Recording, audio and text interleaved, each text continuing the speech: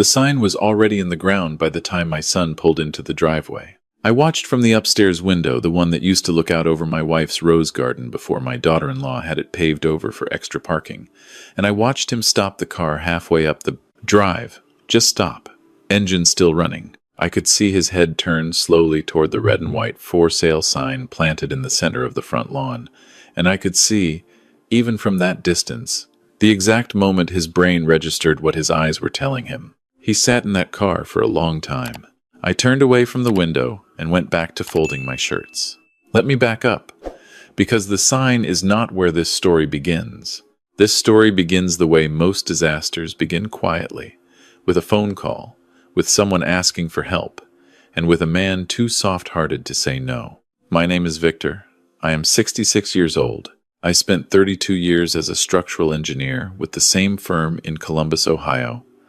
And when I retired 4 years ago, I had a pension, a paid-off house, and what I believed to be a good relationship with my son. I had built that relationship the same way I built everything else in my life, carefully, with attention to load-bearing points, with an understanding that the things worth keeping require maintenance. My wife, Carol, passed away 5 years ago, pancreatic cancer. She was gone in 4 months, from diagnosis to burial, and I will not go into detail about those 4 months, except to say that they changed the shape of everything that came after. The house we had lived in for 27 years became a different kind of place. The rooms were the same, the furniture was the same, but the weight of it all shifted in a way I could not quite correct. No matter how many times I rearranged things or repainted walls or told myself I was fine. My son Marcus was 34 when his mother died. He had married Diane 2 years before that, a woman who, I will be honest with you, I never fully understood. She was not unkind to me, exactly. She was something harder to name than unkind. She was careful. She was deliberate in what she offered, and precise in what she withheld. She called me Victor, never Dad, from the very first holiday dinner we shared. I noticed. I never mentioned it. They lived in an apartment in Westerville, about 20 minutes from my house. Marcus worked in sales for a medical supply company. Diane managed accounts at a marketing firm. They did fine. They were not struggling. I want to make that clear, because what happened next had nothing to do with necessity and everything to do with opportunity. Specifically, the opportunity they saw in me. It was March, 2.5 years ago. Marcus called on a Tuesday evening and said they were thinking about starting a family. He said the apartment was too small. He said the housing market was brutal right now. Dad, you know how it is. And he said, and I remember the exact phrasing because I have replayed it many times since he said, we were thinking, if you're open to it, maybe we could stay with you for a year or so. Save up a down payment. Get on our feet properly. A year or so. I said yes. Of course I said yes. He was my son. The house had 4 bedrooms and I was sleeping in one of them. Carol would have wanted the rooms used. I told myself all of these things, and they were all true. And none of them were the real reason I said yes. The real reason was that I was lonely in a way that embarrassed me, and the idea of voices in the hallway and someone in the kitchen in the mornings felt like something I needed more than I wanted to admit. They moved in on a Saturday in April. I gave them the guest suite on the 2nd floor, 2 rooms, a connected bathroom, walk-in closet. I told them to treat the house as their own. Marcus shook my hand. Diane smiled at me over his shoulder, a smile that was shaped correctly without quite reaching her eyes. The first few months were manageable. I cooked dinner 3 or 4 nights a week. I stayed out of their way on weekends. I asked about work and listened to the answers, and tried not to give opinions that weren't requested. I thought we were doing well, but there is a thing that happens when you are the older person in a house with younger people who are determined to feel at home. It happens slowly, so slowly that you almost don't notice it until you look back and realize you cannot identify a single moment when it turned, only that it did turn, and that you are now somewhere quite different from where you started. It began with small things. The living room furniture got rearranged. My armchair, the one I had sat in every evening for 15 years, was moved to the corner near the window to make room for a sectional Diane had ordered online. I didn't say anything. The thermostat got set to 68 degrees, which was too cold for me. But Marcus mentioned that Diane ran warm, so I bought a sweater. My parking spot in the garage, the one on the left, the one I had used since we built the garage addition in 2003, became Diane's spot because her car was newer and she was worried about door dings. I started parking in the driveway. The refrigerator reorganization happened around month 4. I came downstairs one morning and found that the entire contents of the refrigerator had been shifted. My section top shelf, left side, where I kept my orange juice and my lunch things, was gone. There was no section for me anymore. My items were on the bottom shelf, behind the vegetable drawer, where I had to crouch to see them. I stood in front of the open refrigerator for a long moment, holding the door, trying to understand what I was looking at. I reorganized things back to where they had been. The next morning, they were moved again. I said nothing. By the end of the first year, the year they had asked for, I had quietly retreated from most of the shared spaces of my own home. I ate dinner earlier than they did, to avoid the awkwardness of 3 people navigating a kitchen in which 2 of them had stopped noticing the third. I watched television in my bedroom instead of the living room.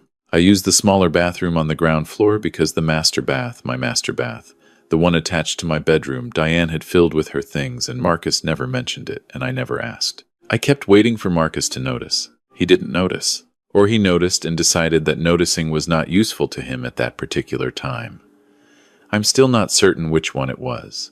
The second year began without any conversation about the original arrangement. No mention of saving enough. No mention of moving out. No mention of the timeline at all. Marcus got a promotion. Diane's firm gave her a raise. I read both of these things on their faces when they came home on those respective days, the loosened shoulders, the lighter footstep, and I waited for one of them to bring up next steps. Neither of them did. I brought it up once, gently, over dinner, in October of the second year. I said I had been thinking about possibly doing some renovations to the house, asked how their savings were going, asked if they had started looking at listings yet. Marcus said the market was still tough. Diane said they were being strategic. They exchanged a look that lasted less than a second, but contained an entire conversation. Then Marcus said, "Dad, you're not in a rush, are you? We thought you liked having us here." And he said it with genuine warmth, genuine brightness in his face, as though the most obvious answer was yes, of course. Take as long as you need. What's the hurry? I have all the time in the world. I said I wasn't in a rush. I wasn't. But I was something. I was beginning to understand something about my situation that I did not want to understand quite yet.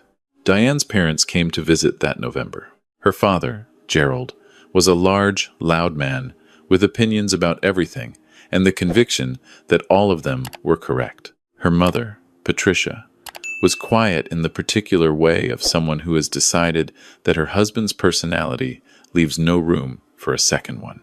They stayed for 5 days in the guest suite, which meant Marcus and Diane moved into the room across the hall, which had been, up to that point, the room I used as a home office. No one asked me about the office. Marcus simply said, "Dad, Diane's parents need the guest suite, so we're going to take the office for a few nights. That okay?" The way he phrased it, it was already done. The asking was just a formality, a courtesy shape without courtesy substance. Gerald walked through my house that first evening like he was considering buying it. He commented on the square footage, on the landscaping, on the kitchen layout, on the quality of the appliances, not as a guest complimenting a host, but as someone taking inventory. He asked me what I paid for the house. I told him what I paid in 1997. He nodded as though this confirmed something he had already suspected. At dinner that first night, Gerald sat at the head of the table, my chair. The chair I had sat in every day for 27 years. The chair where I had sat with Carol when we were young and broke and learning how to be parents. The chair I had sat in on the morning after her funeral, alone, drinking coffee I didn't taste. I was already seated when they came down. Gerald walked in, looked at the table, looked at me, and said, "Oh, Victor, would you mind? I've got a bad back. That chair there looks like it has the best support." And he gestured at the chair I was sitting in. Diane said, "Dad, I'm sure Victor doesn't mind." Not asking, confirming. Marcus said nothing. I looked at my son. He was looking at his phone. I got up. I moved to the chair at the side of the table, the one without the armrests, the one guests used. Gerald settled into my chair with the satisfied exhale of a man who has gotten what he came for. Patricia sat beside him. Diane set down the serving dishes. Marcus finally put his phone away. No one said thank you. No one said anything at all. I sat in the side chair and I ate my food and I participated in the conversation when addressed, and I excused myself before dessert because I was not hungry anymore. I washed my hands at the kitchen sink before going upstairs, and I stood there for a moment with the water running, looking at my own hands, thinking about something that happened a very long time ago. When I was 8 years old, my father took me fishing at a small lake about an hour outside of Cincinnati. It was early morning, still dark, when we left the house. At some point during the drive, I fell asleep in the passenger seat. When I woke up, we were parked at the lake, and my father was already outside, already setting up. I sat there for a moment, disoriented, watching him through the windshield, and I remember thinking, with a clarity unusual for 8 years old, that this man would not always be there, that someday I would sit in a car at a lake and there would be no one setting up outside, and I would have to do it myself. Standing at my own kitchen sink, water running over my hands, I had a similar thought. I thought, this is not going to correct itself. This is only going to continue until I do something about it. And then I thought, I am 65 years old, I am in good health, I have a pension and an investment portfolio, and I am the sole owner of a 4-bedroom house in a neighborhood where the median sale price has increased 38% in the last 6 years. I am not a powerless man. I have simply been acting like one. I turned off the water and went upstairs. The next morning I called my attorney, a woman named Sandra Park who had handled Carol's estate and whom I trusted completely. I said I had some questions about a property matter. She said to come in Thursday. I drove to her office with a folder I had put together the night before. Bank statements going back 2 years. The original verbal agreement Marcus and I had made undocumented. I knew, but relevant for context. And a notepad with my recollection of specific incidents written out in chronological order. Sandra read through everything without expression. Then she looked up and said, "Victor, they are what we call tenants at will. You have the legal right to ask them to leave, with 30 days written notice. There is nothing complicated about this." I said I wasn't ready to do that yet. I said I wanted to think about it. She said that was fine. She said the option would be there when I was ready. She said one other thing, which I wrote down on the way home. The longer you wait, the more normalized the situation becomes for them and for you. I sat with that for a while. Gerald and Patricia left after 5 days. The house felt different after they were gone, though not better. Gerald had rearranged the books on the shelf in the living room by spine color because he thought it looked cleaner. Nobody put them back. March of the 3rd year was when my birthday happened. I was turning 66. I did not make a large thing of birthdays. Carol and I had always kept them quiet. A nice dinner, a bottle of good wine, sometimes a weekend trip, if the timing worked. After she passed, I marked my birthdays alone for 2 years, and then Marcus and Diane moved in, and I thought that might change. That first year together, they took me to dinner at a steakhouse I liked. It was a good evening. Diane even seemed relaxed, genuinely present.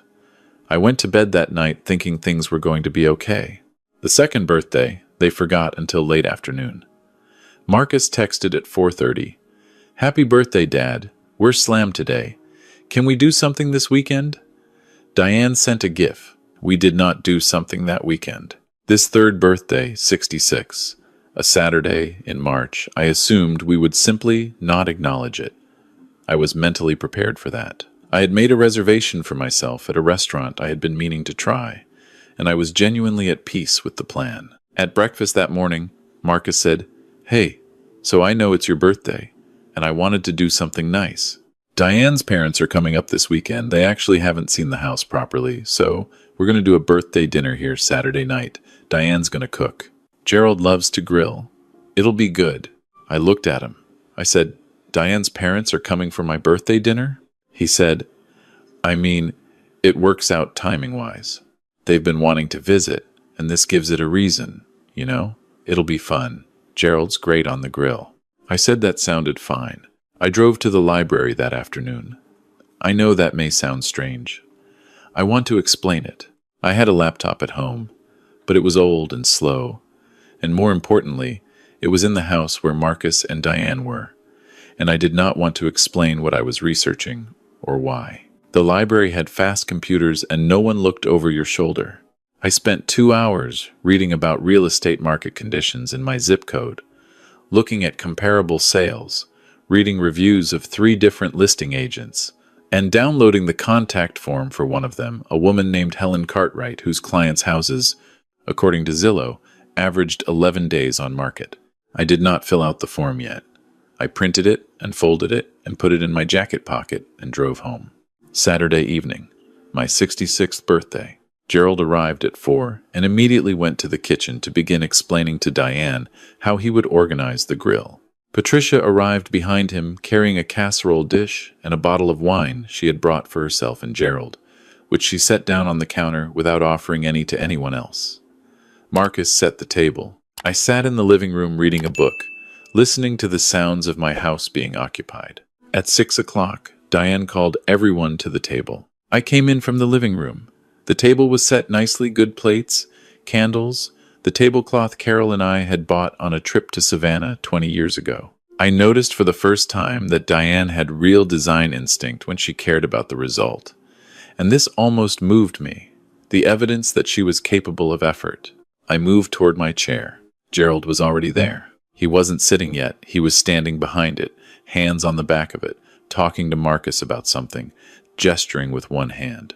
But he was clearly positioned at the head of the table, clearly had claimed it. I stopped walking.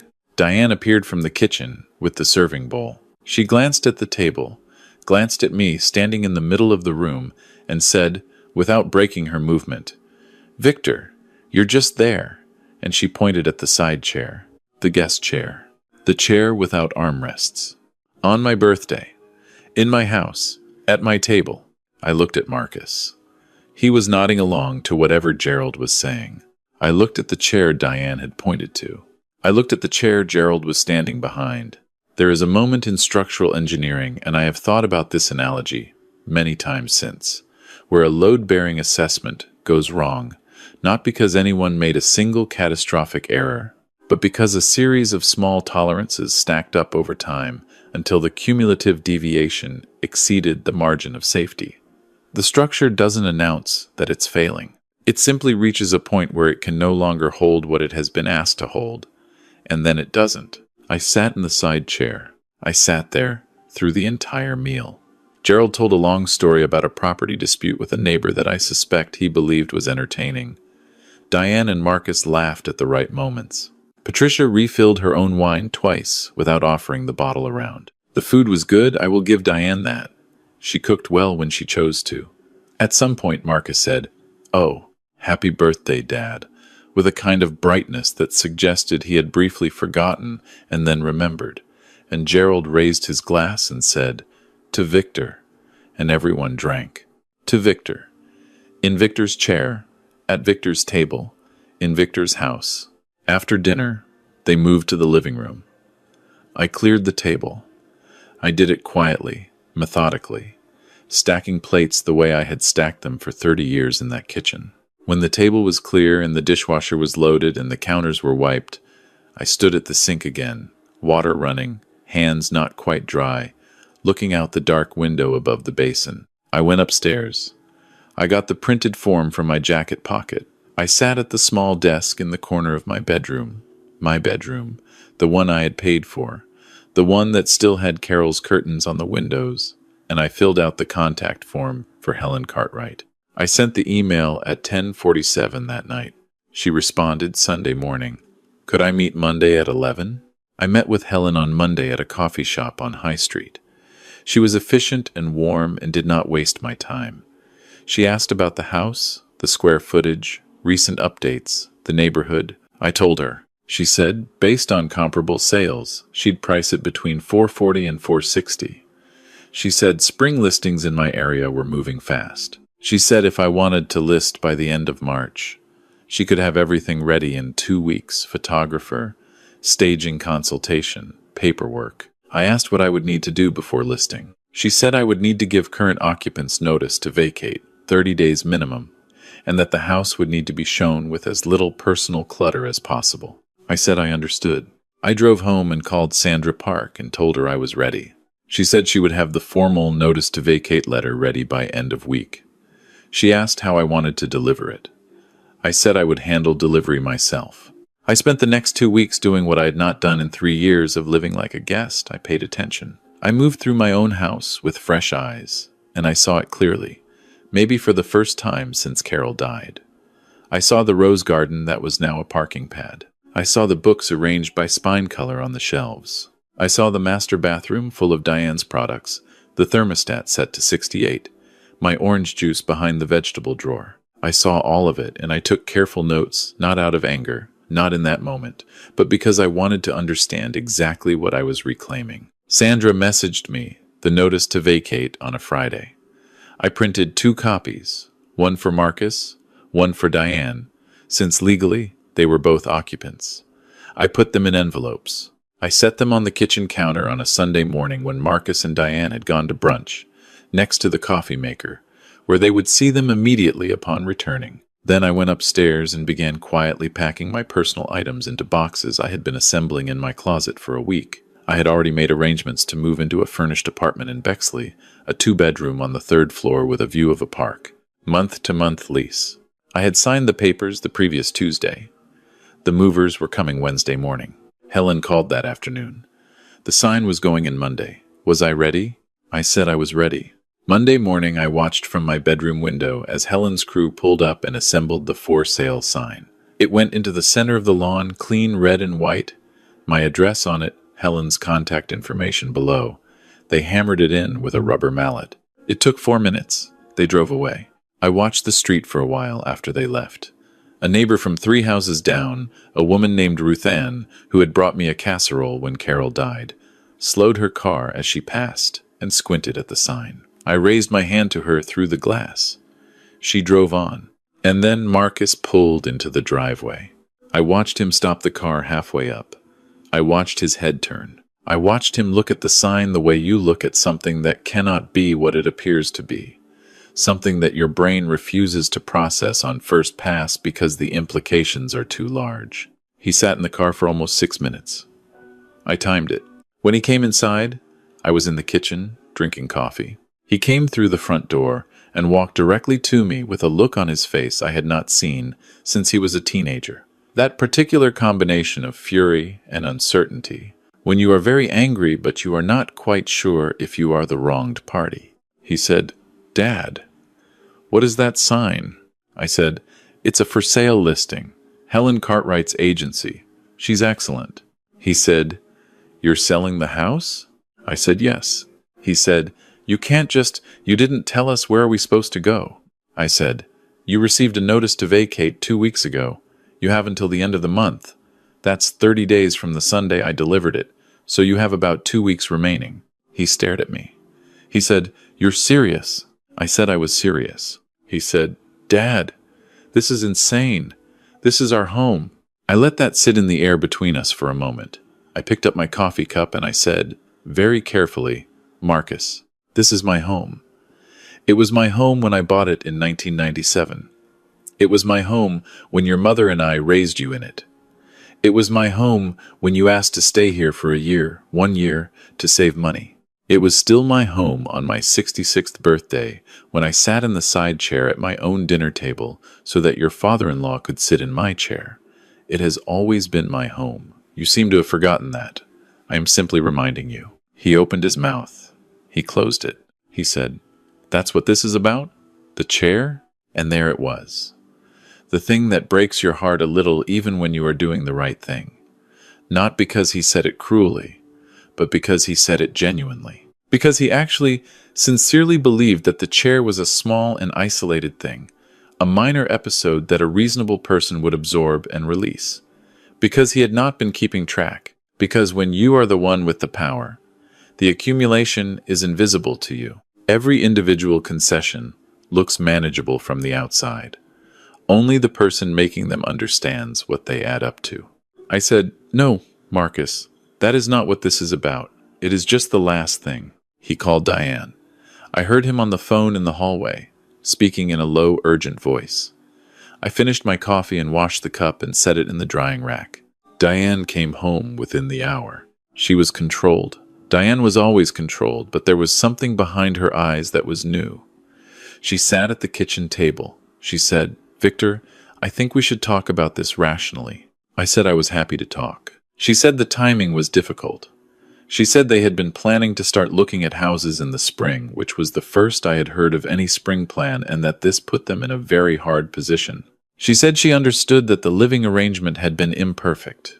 She used the word imperfect, carefully, with weight, as though acknowledging imperfection were a substantial concession. I said, "I appreciate you saying that."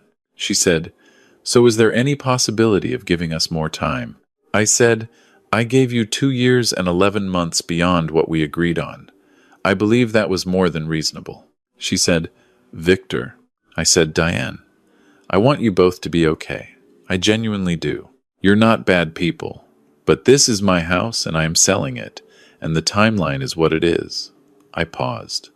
"I have already spoken with my attorney. If you'd like her contact information, so you can speak with one of your own, I'm happy to provide it." She looked at me for a long moment. Then she nodded once, very slightly, and left the kitchen. The calls started that night. Marcus called me 4 times between 9 and midnight, each one a different version of the same conversation, cycling through reasoning, then appeal, then anger, then a kind of exhausted bargaining. Gerald called once, from Diane's phone, a brief, aggressive inquiry about whether I understood what I was doing to his daughter, which I listened to politely, and then said I had to go. Over the next 2 weeks, I received 43 calls between the two of them. I answered most of them. I said the same things I had already said, with patience, without anger.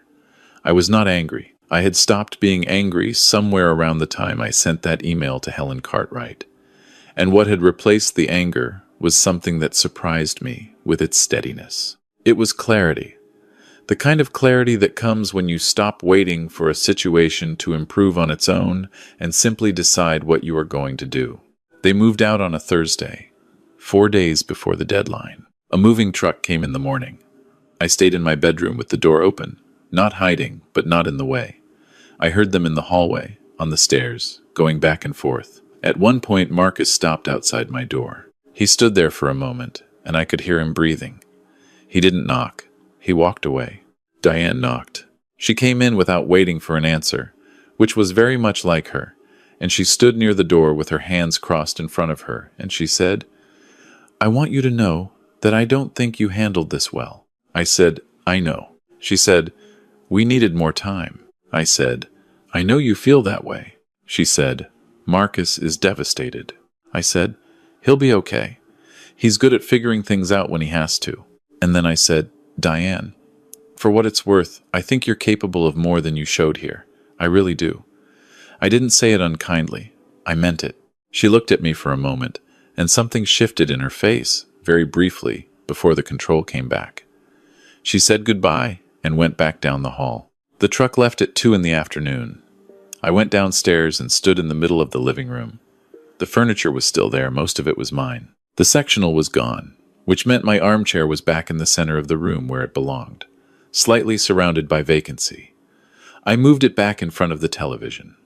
I sat in it. I sat there for a while, very quietly, in the particular silence of a house that is yours again. The next morning I drove to the library, not for the computers this time, for the quiet, for the ritual of it. I sat in one of the armchairs by the window with a cup of coffee from the machine in the lobby, and I looked out at the parking lot, and I thought about my father, about the fishing trip, about the way clarity arrives sometimes, not all at once, but in the form of small decisions that accumulate into something irrevocable. Helen listed the house the following Monday. By Thursday, she had 8 showings scheduled. By the following Tuesday, she had 3 offers. We accepted one at $452,000, $12,000 over asking, waived inspection contingency, 30-day closing. I called Marcus when I had the accepted offer. He didn't answer. I left a voicemail. I said I wanted him to know the house was under contract. I said I hoped he and Diane were getting settled wherever they had landed. I said I loved him, which was true, had always been true, would continue to be true in a way that was entirely separate from what had happened between us. He called back 2 days later. The conversation was short and careful, two people handling something fragile. He asked if I was really moving to Bexley. I said I was already there, had been for a week. He said he hadn't known I'd moved out. I said the movers came the same Wednesday they moved in. I'd arranged it so we wouldn't be in each other's way. There was a silence. He said, "You planned all of this." Not accusatory exactly, more like someone recognizing the shape of something they hadn't seen clearly before. I said, "I'm your father, Marcus. I've been planning things my whole life. I just usually plan them for you." He didn't say anything for a while. Then he said, "I'm sorry, Dad. I think I stopped seeing you clearly. I don't know when that happened." I said, "I know." He said, "Can we have dinner sometime?" I said, "Yes." I said I'd like that. The apartment in Bexley is everything I needed it to be. 3rd floor, 2 bedrooms, one for sleeping and one where I've set up my engineering books and a drafting table I bought at an estate sale, where I sometimes work through old structural problems just for the pleasure of it. The park is visible from the kitchen window in the mornings, and in March the light comes in at an angle that Carol would have called the good light, the kind she arranged furniture to catch. I've been going to the library on Tuesday mornings. I take the long way, through the older neighborhood where the houses have that post-war solidity, the kind built with actual attention to load distribution. I look at them the way I always have, assessing, appreciating. Some of them are very well made. They have held a long time. On a Saturday, about 3 weeks after I moved in, my phone rang.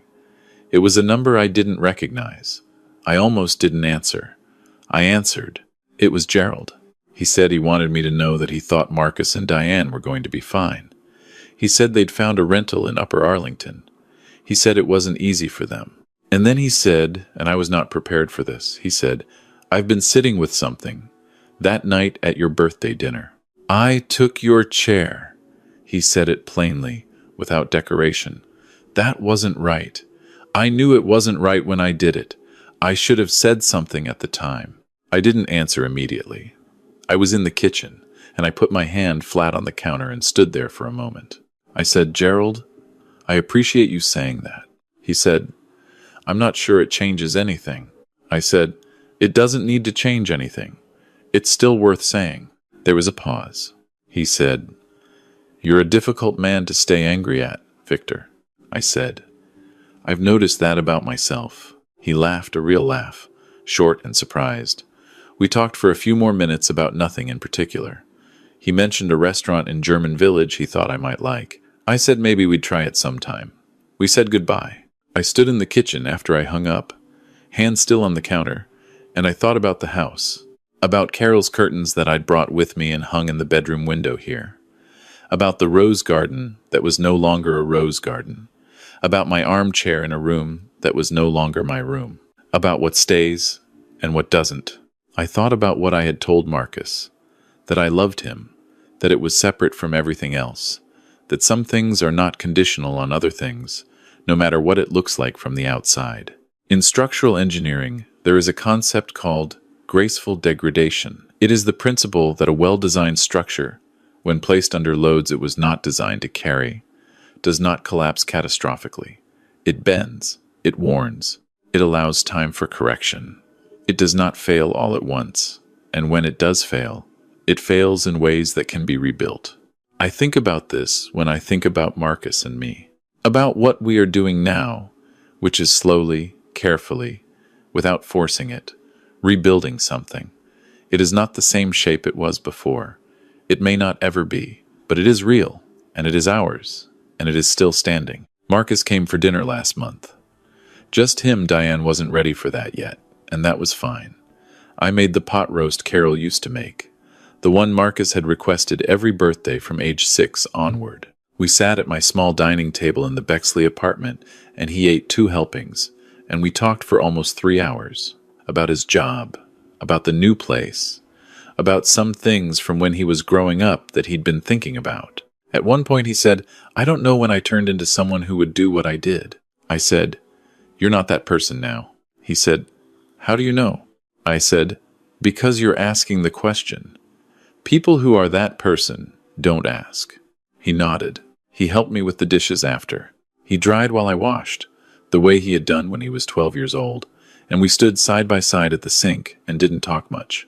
Just the comfortable sounds of water and plates, and a kitchen that is small enough that two people standing in it are necessarily close. Before he left, he stood at the door for a moment and said, "Thank you for dinner, Dad." Then he said, "I'm glad you didn't wait any longer." I said I was glad too. I closed the door and turned off the porch light and walked to the kitchen window and looked out at the park. The trees were just beginning to come in, that early spring translucence, where everything is green and new and not yet full. In a few weeks, they'll be heavy with it. The light will change. The mornings will be different. I made myself a cup of tea and sat in the chair by the window and read for a while. And the apartment was quiet in the way of a place that belongs to you. And the night came on slow and easy the way nights do in spring, and I sat there in it, in the good silence of a life still very much in progress. Not finished with me yet, not finished at all.